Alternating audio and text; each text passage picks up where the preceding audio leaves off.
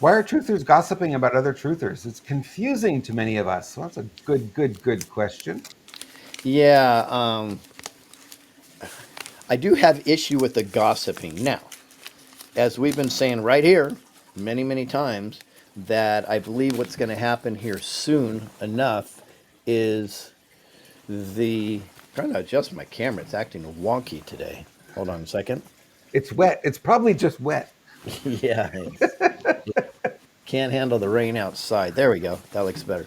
So, what I'm seeing is what we've been talking about for a while, and that's they are going to expose themselves. In fact, we had an in-depth conversation on this just yesterday with a couple of our real close Screw Big Gov family, and it, in my opinion, we've been talking about this is the age of authenticity a lot. So Right. what's happening is those truthers that may not be so authentic are now going at war, sometimes with each other, right? And so the exposure is very interesting, and this is going to come out more and more and more and more. Now, I have a different take on this. I'm absolutely going to be exposing what I call fake triots. So these are the truthers and so on and so forth in a different format. What I like to do is I would rather put out markers to show people what to look for so they can use their own discernment and make up their minds. I'm not, and it will be rare when I say somebody's name and point them out.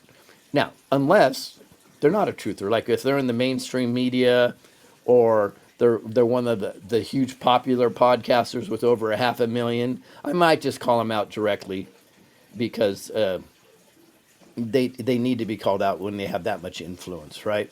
In Right. my opinion, it, if they're a controlled opposition or if they're not saying everything that they should say. So these other fake triots, they need to be exposed because this is a good versus evil battle. So if you have people that are in this movement that are either intentionally distracting, right? And I'll probably get into that later in regards to the border convoy, or they're intentionally just out there. Only purpose is to get clicks by fear porn or fake news or, as Ethan calls it, patriot mythology. Well, that's not cool because they're only looking to monetize themselves, right? And again, we promote products. I have no problem with that if it's an ethical experience for people. So they will start to expose themselves. So ultimately, the conversation was, and they said, Lewis, they were talking about these people, and some of them were at the border convoy. They're saying, how do you deal with these people that are clearly don't have their head on straight and have an ulterior agenda? And I go, well, I have a belief system that you're in essence, you're dealing with demons and spellcasters.